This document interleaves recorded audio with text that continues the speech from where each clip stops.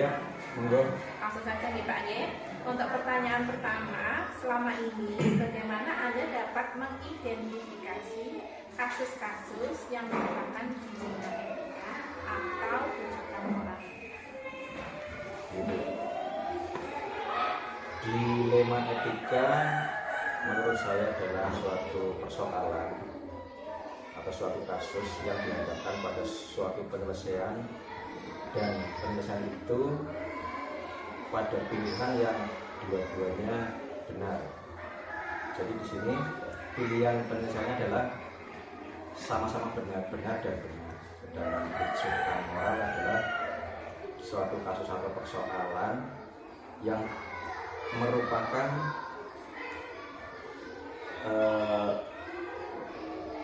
permasalahan benar dan salah, sehingga dalam penyelesaiannya pun kita sudah dapat gambaran, tidak membingungkan seperti dilema etika. Kalau rujukan moral salah dan benar, sehingga rujukan penyelesaiannya lebih jelas, yaitu pada regulasi. Itu menurut saya. Sekali ini ya Pak, Bapak sudah mengerti arti dilema etika dengan rujukan moral. Untuk pertanyaan yang kedua, selama ini bagaimana Anda menjalankan pengambilan keputusan sekolah Anda, terutama untuk kasus-kasus di mana ada dua kepentingan yang sama-sama benar atau sama-sama mengandung nilai kebajikan? Untuk menyelesaikan persoalan yang sama-sama mengandung nilai benar atau semuanya dua-duanya benar, yang selama ini saya lakukan adalah berpedoman pada yang pertama adalah saya tetap merujuk pada regulasi, agar saya sebagai pemimpin di suatu institusi tetap rujukan yang sama. Yang kedua adalah saya harus mengambil kebijakan demi kepentingan yang lebih besar, sehingga mungkin saja regulasi ini merupakan satu rujukan, tetapi saya lebih dominan kepada kebijakan agar kepentingannya lebih besar. Inilah yang menjadi fokus di dalam penyelesaian masalah ini. Jadi menimbulkan pada kepentingan yang lebih banyak. Iya, Bu. Baik, pertanyaan nomor 3, langkah-langkah atau prosedur seperti apa yang biasa Anda lakukan selama ini? Langkah-langkahnya diantaranya yang pertama adalah saya harus mencari tahu lebih banyak atau mengidentifikasi persoalan dalam konteks ini, dalam situasi ini itu sebenarnya apa. Kalau sudah saya dapat benang merahnya, kemudian saya mencari fakta-fakta yang relevan dengan permasalahan pada situasi tersebut.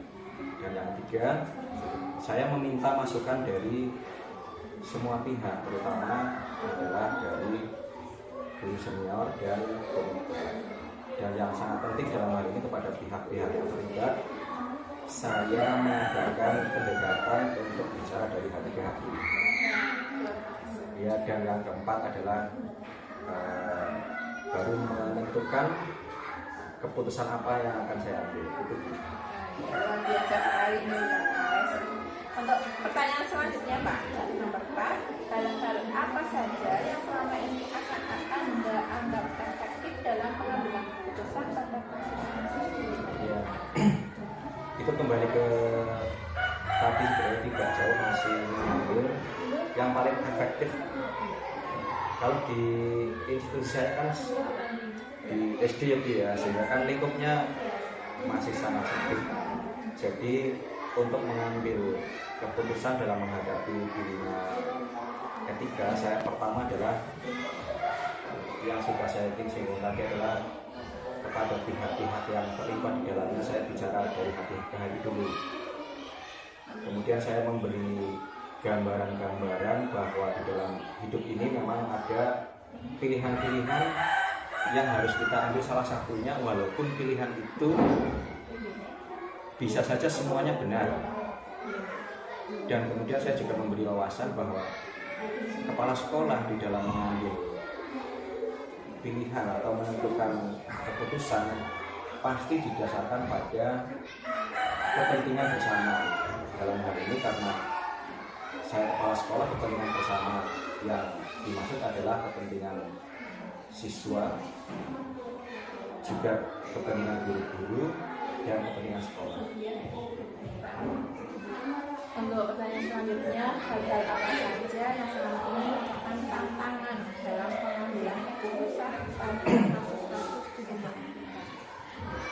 Tantangan ya sebenarnya tantangan yang paling dominan itu justru ada di dalam internal kepala sekolah sendiri. Ini tantangannya adalah terutama perang batin, karena mengambil satu keputusan yang sama-sama benar dan mungkin ada pihak-pihak yang dalam hal ini sedikit menjadi pihak yang mungkin di dalam keputusan itu kurang tutup apa itu Pak? Untuk pertanyaan yang kelima Pak, hal-hal apa saja yang selama ini merupakan tantangan dalam pengambilan keputusan pada kasus-kasus di etika? Tantangan di dalam mengambil keputusan untuk suatu persoalan atau suatu kasus di etika terutama adalah dari internal kepala sekolah sendiri, karena kepala sekolah harus mengambil keputusan yang sama-sama benar. Di situ yang menjadi tantangan utama adalah rasa kasihan kepada pihak-pihak yang mungkin saja merasa tidak puas dengan keputusan yang diambil oleh saya selaku kepala sekolah. Itu terutama tantangannya itu. Jadi dari dalam itu ya. Dari dalam. Baik, untuk pertanyaan selanjutnya, apakah Anda memiliki sebuah kala atau jadwal tertentu dalam sebuah penyelesaian kasus dilema etika? Apakah Anda langsung menyelesaikan di tempat atau memiliki sebuah jadwal untuk menyelesaikannya? Bentuk atau prosedur seperti apa yang Anda jalankan? Kalau tata kala atau jadwal secara baku sebenarnya tidak, tetapi ada yang memang